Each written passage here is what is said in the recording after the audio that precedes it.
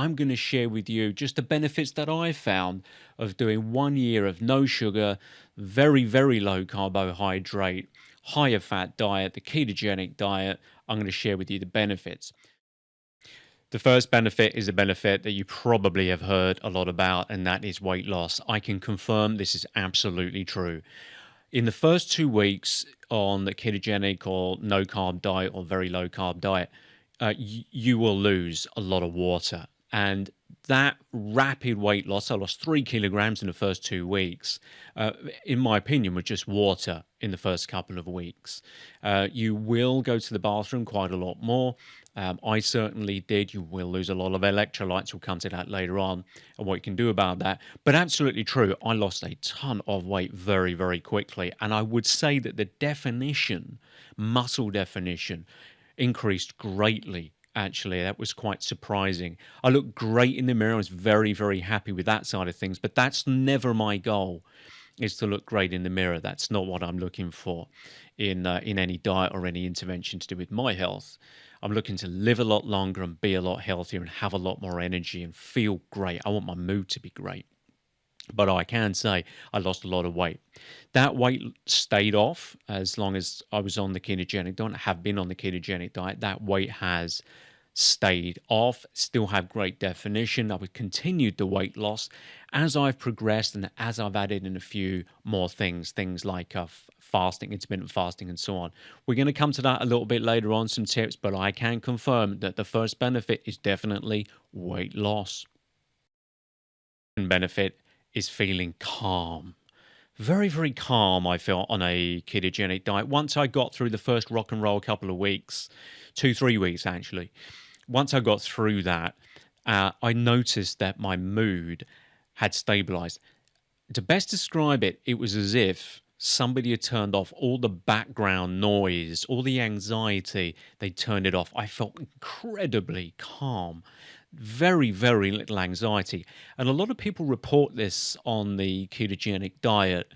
And I can absolutely confirm this, and it's a brilliant benefit. Now, I can speak about anxiety because I suffered with anxiety since my childhood, and there are very good reasons why that might have happened. But I suffered with anxiety from my childhood. The problem was, and I even got misdiagnosed with temporal lobe epilepsy in my adulthood. And the neurologist said to me, "Are you feeling anxiety?" And the answer was yes, but I didn't know it because for me, anxiety was a norm. That was just my normal day. I didn't know it was different to how everybody else felt. So I was quite well acquainted later on in my life when I looked again at this temporal lobe epilepsy diagnosis that actually it was anxiety. I realized what it was and I took control of it, came off the medication, took control of it and beat it. So I knew anxiety quite well. A lot of background sound, a lot of overthinking. And I noticed significantly, first of all, coming off of alcohol, that my anxiety went down greatly. Watch that video if you haven't watched it. I'll talk about that more in that video. But on the keto diet, I noticed like the background sound had almost been turned off. Very, very calm, very, very stable mood. Some people mention this when they go through counseling psychology, that it's as if they've lost all their avoidant motivators, all the fear and anxiety that used to push them and motivate them in a kind of negative way very often. But once those anxiety sources were removed or at least addressed through counseling psychology, people often mention feeling very, very calm, as if there is less background sound. So I can definitely mention that. For me anyway, it might not be the same for you, but definitely for me, I can say that was a second benefit from the ketogenic, no carb, no sugar diet.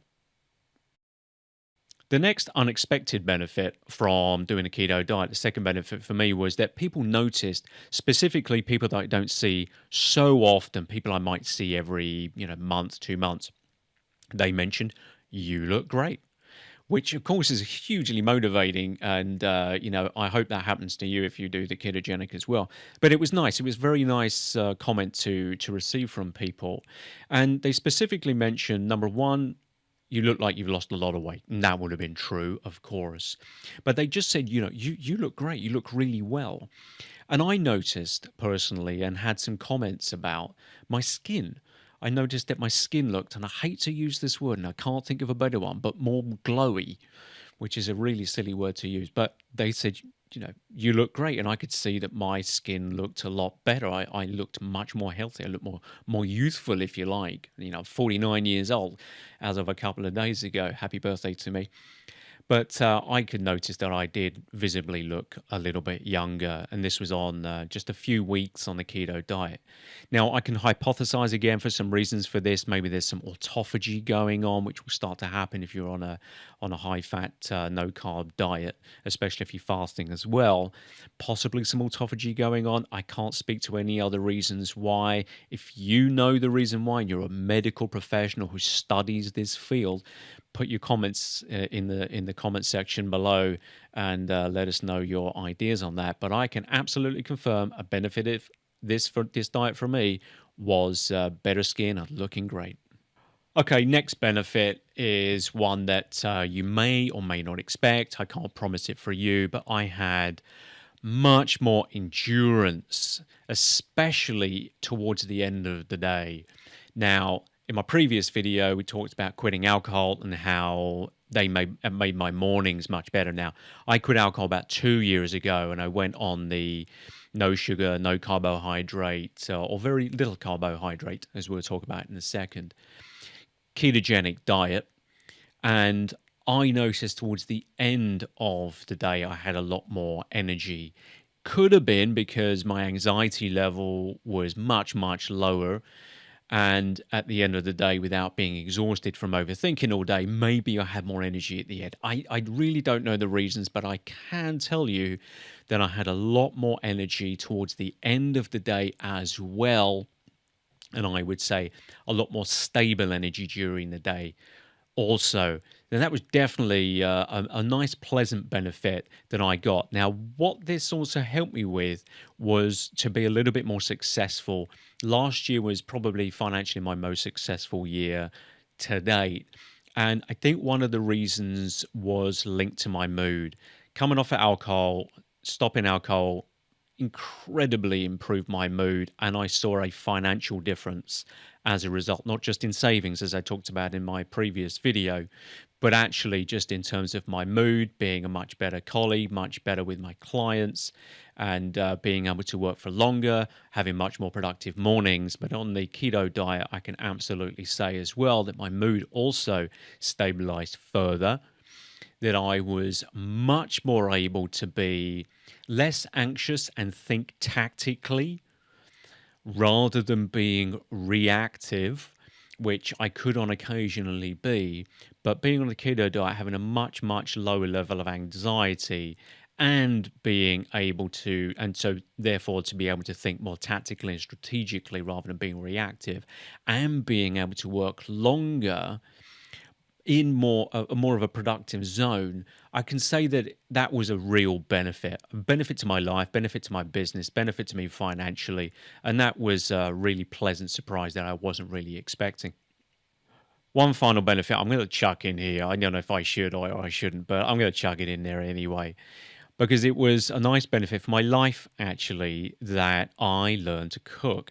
Now, on a keto diet, especially if you're using a continuous blood glucose monitor, we'll come to that in the next section. But if you are using the CBM, you'll realize when you go out to eat that even things that you think are sugar-free, like sauces and so on, actually contain sugar. In restaurants and in a lot of takeout food, they put sugar in far more than you will realize until you actually measure it using continuous blood glucose monitor, and until it actually matters, which is when you're trying to stay in a state of ketosis. So that was a very interesting insight that I got from eating out, and it made me eat at home. And for that reason, I really wanted to learn to cook. Now, there are the best thing on YouTube, in my opinion, are the cooking channels, with the exception of my own channel. Of course, subscribe if you haven't already subscribed. But some of the cooking channels now are absolutely great. You don't have to watch someone yakking on about the instructions of preparing, whatever, sauce or, dish they're describing. They come with great music now. They come with, really beautifully produced videos that I really quite enjoy watching, even as background visuals whilst I'm working. So I learned to cook a few great meals. I learned to cook a steak perfectly. I learned to cook a sauce using the juices from the pan and chucking a bit of butter in and a bit of cream in and some herbs. Who'd have thought that I can cook a sauce? So I learned to cook, and it was a great thing for me to learn. It's been really motivational for me. I love creating things. A lot of us don't create stuff throughout the day, other than digital stuff maybe, but a lot of us don't. A lot of us spend a lot of our time administrating and not creating. And I believe that we should all spend time creating. And this has helped me to get into the kitchen and create things, experiment with things, find out what works, what doesn't work, trial and error. And there's essential accomplishment in that. And I'm going to chuck that in there as a benefit, because I think if you do go on a no carb, low carb, keto diet, whatever version you go for, learning to cook is something that I think is you will end up inevitably doing. So I'm going to chuck that down as a benefit, whether you agree or not. But it was a benefit for me.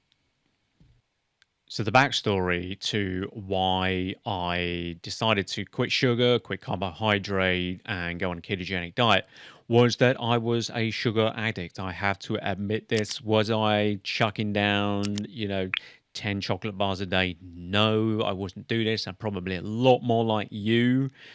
I'm sure a lot of the people watching this video now like a cookie once a day, or like an ice cream after dinner or something like this, and don't necessarily see it as a bad thing. And it's probably not a bad thing. Look, I'm not going to lecture you on diet here.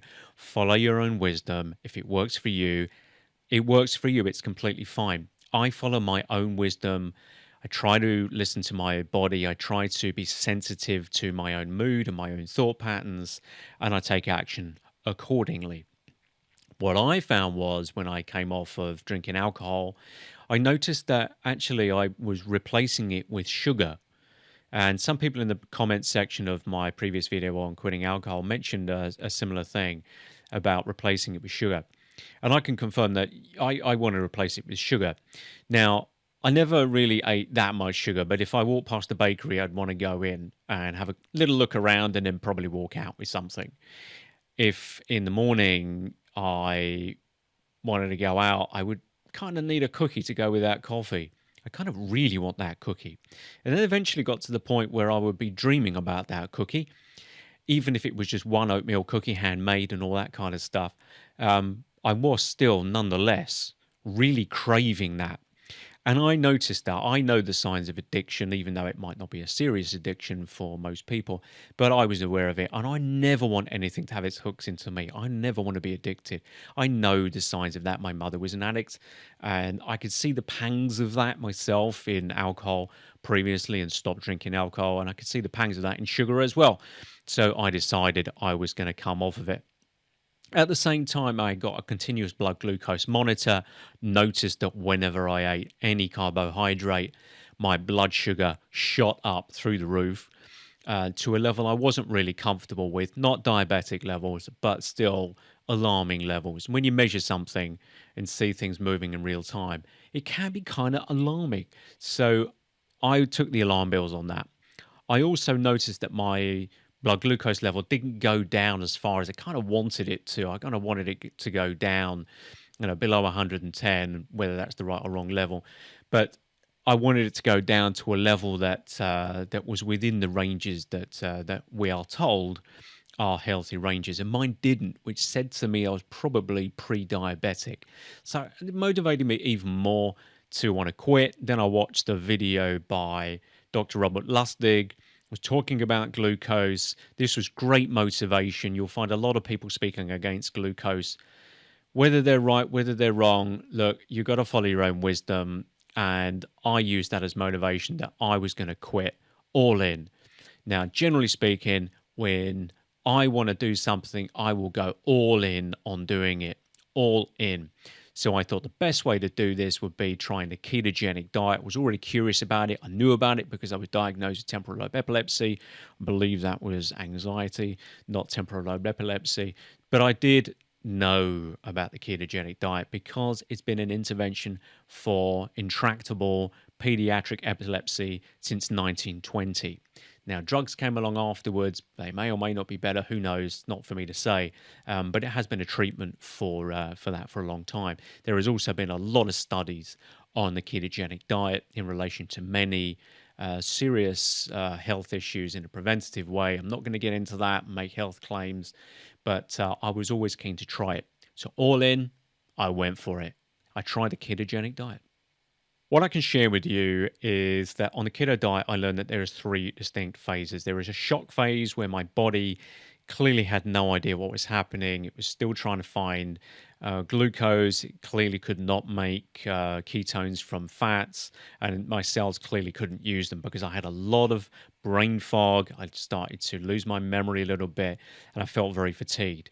But I did expect this. I realized that my body would not be able to just make fats or ketones from fats just like that, and my cells wouldn't be able to use them. I realized there would be an adaptation period. I got through that period in a couple of weeks, 2-3 weeks it probably took to get through that period. I learned a couple of lessons in that time, which I'll go into in the next point. But that was the first phase. And there are ways you can get through this a bit quicker, which I learned, which I'll share in a second. The second phase was where, continuing to use my continuous blood glucose monitor, I realized that I felt great. I had all the benefits that I mentioned previously, but I was very sensitive to eating larger quantities of protein. So even eating 100 grams of chicken in a meal would spike my blood protein. Now, that might be different from you. You have to follow your own wisdom and monitor your own levels. But I did notice that I was very sensitive to protein. I can only hypothesize that my body was trying to turn the protein into glucose, which it can do in the liver, gluconeogenesis, that it was trying to do that. So for that reason, I dialed in my diet a lot. I measured what I ate. I used spoons, by the way, use teaspoons and tablespoons to measure things so you don't overdo things.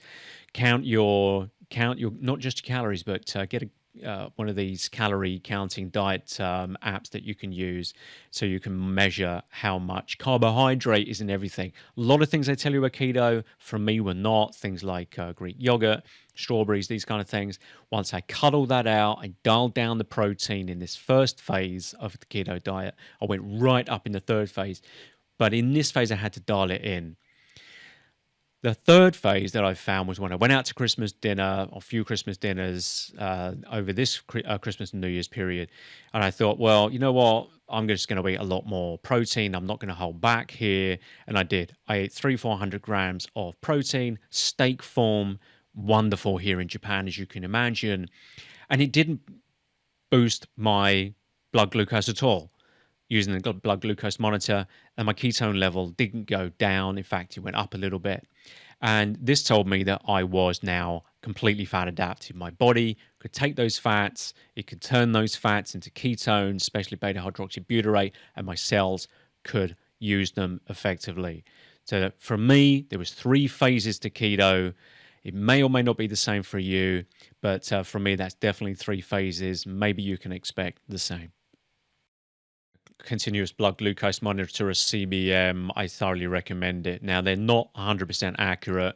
The first couple of days, the results can be skewy. The last couple of days, the results might not be accurate either. It might be very flat. But they will give you a general idea of how your blood glucose moves in response to foods that you eat. It will also probably give you a very good idea of your blood glucose in the morning and your fasting A1C, which is a measure of your metabolic health in terms of how you metabolize glucose in your system. These things are very, very valuable. They're not expensive to use. I don't know what it costs in your country, but in my country, it costs about $100. So they're not so expensive to use. They last for about 2 weeks. You don't have to use them all the time. Use them at the beginning When you change something in your diet, you can use them again to see how your body is responding. I also recommend that you get a keto meter so you do know if you're in ketosis. Keto is one of the few diets, if not the only diet, which is actually a state rather than a diet. So you can measure whether you're in that state or not. If you're making ketones, then you are in ketosis. Now you can go up in the level of ketones, but essentially your body is in fat burning mode. How well it's doing that depends on the stage that you're at. But if you're making ketones, it means that you're not ingesting sufficient quantities of glucose for your body to be switching to that as its main fuel. Now, so you can test that and you can see on screen right now. I'm not going to show you step by step how to do that. You can see on screen right now me testing my ketone level. But the continuous blood glucose monitor is also very valuable during that time. And I'm going to measure mine right now for you just using my meter. So you just go to your app, click on scan, put it wherever your meter is. Mine's under here. And you can see that mine is 88. My blood sugar at the moment is 88, which is kind of where I want it to be. I want it to be low, and but not obviously like really low, like 30 or 40. But that's a healthy level. That's in the range that I want it to be. So these two things are really valuable because following the wisdom of your own body, you kind of need to know how your body responds to certain things, because some people will be able to eat certain foods and it won't peak their blood sugar. Other people will have a different reaction.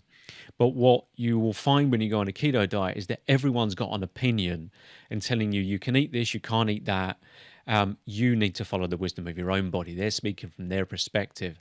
And only by measuring how your body responds to certain things, and this is true of supplements as well, if you get your blood levels tested for the micronutrients later on, which is recommended, only you and you through your measuring and monitoring of these things in as close to real time as you can get will be able to work out your own wisdom. So I do recommend that you use a CBM. I'm not going to tell you which brand to use. Just do your own research. Follow the the reviews on Amazon and so on. But do get a CBM and do find yourself a way to test for your ketone levels. That's one still under the finger prick method. But the finger prick method is actually more accurate, I'm told, for the glucose as well if you want to use that one. So that is recommended. I coach somebody who is a recreational sailor, and I asked him, if you were in troubled waters, what would you do? And he said, well, one, I would make sure that I was already prepared for that eventuality. Said I would also maintain course, I would slow down, and I would stay frosty. And this is great advice for life generally. It's also great advice for a no carb, no sugar keto diet. Now, things that I wish I had prepared in my toolkit for my journey would have been electrolytes to avoid that feeling of fatigue very early on because of dehydration, MCT oil, because that's a way that you can get oils into your liver a little bit faster early on. I don't do that now. I don't need to add in those kind of things to my diet now. But early on, that would have been valuable because I would have been able to help my body to make ketones a little bit quicker rather than having to digest fats. MCT oils go straight through your gut without needing to be digested. Other things that I wish I had prepared and known about was that vegetables are okay in the form of cauliflower. Very, very nice indeed. Very keto friendly, for me at least, on my CBM. And also some broccoli and asparagus. Totally fine. Small quantities from me. Use for a lot of things, measuring scales so that you know how much you're putting in. Macadamia nuts and pecan nuts. And not other nuts. I wish I'd known that right at the beginning and I had those prepared rather than having to go out and find out that information. But they are absolutely wonderful. I eat pecan nuts, tablespoon of pecan nuts, tablespoon of macadamia nuts with heavy cream. Heavy cream is something that you're going to want. Don't use the lighter creams. Heavy cream. And nicely whipped. As you can see on screen right now, this is my dessert every day. Only once a day, but this is my dessert, and I absolutely love it. Can't live without it. I recommend that as well, something that I wish I had known about and had prepared early on in that first couple of weeks in my keto journey. Now, very important in your preparation is to have a great captain for your journey. Now, find yourself a keto-friendly doctor. I wish I had done this really early on in my keto journey's preparation. Primary care physicians are going to jump out of their skin when they see your LDL and total cholesterol levels. I don't really want very high saturated fat. I don't want very high fat in my blood readings. I don't want very high LDL, I should say, cholesterol in my blood tests. So I don't go crazy on saturated fat. I have to say, I'm not adding loads of olive oil into everything. I'm not glugging it down and adding huge amounts into my diet. But you are going to need a keto-friendly doctor, somebody who understands it, can interpret the blood results for you, give you great advice, tell you which tests to go and take. Subscribe to the channel. I'm going to go and get my coronary artery calcification score test done next week with a CT angiogram to look at my plaques and also my blood work. I'm going to share that with you. I'm going to give it to you raw because I want to know my baseline before I go in to this year, so I can see how things have progressed or deteriorated and then make adjustments from there. Again, that's staying frosty with the latest information that's coming in on my health, how it's how a keto and no carb, low carb is responding to my body. So staying frosty, having somebody who can interpret those results for me is very, very important, a keto-friendly doctor. So do your research, get prepared. They're the things that I wish I'd known in advance and had prepared in advance, rather than having to go out on Amazon or panic and then go out and find information a little bit later into my keto journey. Exercise. I've exercised since I was 16 years old. Fasting. I fasted for the past couple of years. When you add those two things together, you will accelerate, or I certainly accelerated, I should say, how quickly I became fat adapted in that third phase that I mentioned previously. My hypothesis was, when I looked at let me take that again. It's important for me when I eat a meal that I enjoy the meal. It's important for me to have dessert in the meal. When I did that early in my keto journey and counted my calories, I realized that it was extremely easy to blast over my calorie target for myself because fats have a lot more calories. So what I did was to say to myself, well, if I eat twice a day, but I eat the meals that I want, and I cut out one of those meals, I can have great meals, I can eat what I want, and I can still be under my calories for the day. And that really worked. That really, really worked for me. The thing that also struck me about this diet was two things. One is that surely it fits into fasting very well, because if on a keto diet, your body will learn how to use body fat for fuel. Once it's used all of the dietary fat, it will then start to use the body fat for fuel. You can use green tea to make that a bit quicker, but it will use body fat for fuel. And I obviously want my body to be used to doing that. Now, logically speaking, it's not going to use body fat for fuel all the time that it's got dietary fat in the body. So I decided I would do fasting on my keto diet, and I would do my eating in the morning so that my body would have used up the fuel, the dietary fat fuel, by the end of the day. And that this is just a hypothesis, I can't prove this, but I am following my own wisdom on this, that by the end of the day, my body would start to use body fat for fuel, and that during the night, when my metabolic requirements are much lower, that my body would be using my body fat for fuel. Brain still needs fuel, obviously. Even when we're sleeping, it still uses 80% of its energy, as much energy as when we're awake, as when you're sleeping. It's not like a muscle, so it still needs it has a lot of metabolic requirements when you're sleeping. We wrote about in the book. Get the book if you want to learn more about it. Link in the description below. But essentially, that's my hypothesis. So my regimen now, share this with you, it's pretty controversial when I put this in the previous video on quitting alcohol. Wake up at 5:30 a.m., straight in a cold shower to wake myself up. Try and calm myself down, which is a great mental health skill. And then I will do a workout. Full body, 30 minutes, no rest points at all during that time. I'm not resting for 1 minute between sets. It's straight in, it's heavy weight. I will always start with some shadow boxing for 3 minutes just to wake my body up a little bit more, get some blood circulating. And I'm straight in with the heavy weights with a kettlebell, lift it from the ground, over my head and back again. Functional strength. Every man should be able to rescue someone from a burning building or from a disaster situation. Well, that's done through functional strength. You need to be able to lift things in odd ways. I might even do some vaulting, these kind of things, and some animal flow. This is great for the joints as well. And I'm done, 30 minutes. Then I'm going to eat my first meal. I'm going to eat probably, I cook half a chicken in one go whilst I'm exercising. I'll eat a leg or a breast, some of the vegetables. You can see it on screen right now what I'll eat. Then shower. Then I'm going to do a work set. Pomodoro method. I'm going to sit in front of the computer and do something valuable for about an hour. Might go out for a coffee, do some more work, getting some sunlight, which is the best way to get in vitamin D. Then I'm going to come home, eat my second meal. Once that's done, I'm done for the day. All I'm going to drink for the rest of the day is water, coffee, and green tea. And that's my regimen. And that is the regimen that I can tell you through my continuous blood glucose monitoring and through monitoring my ketone level got me fat adapted into that third phase.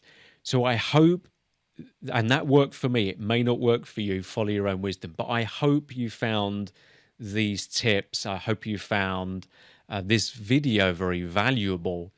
Please like the video, share, and comment. I really want to hear about your own journey, what's been easy, what's been difficult, and what you recommend to other people as well.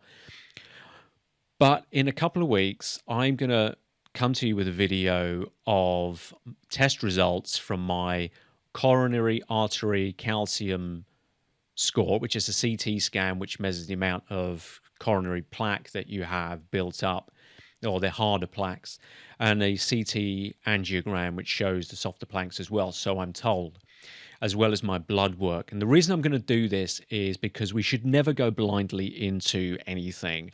I want to know in 6 months' time, in another 6 months' time, whether the good stuff has improved and whether the bad stuff has gone down. But if the bad stuff, the coronary calcium, has gone up, then I know I need to change something.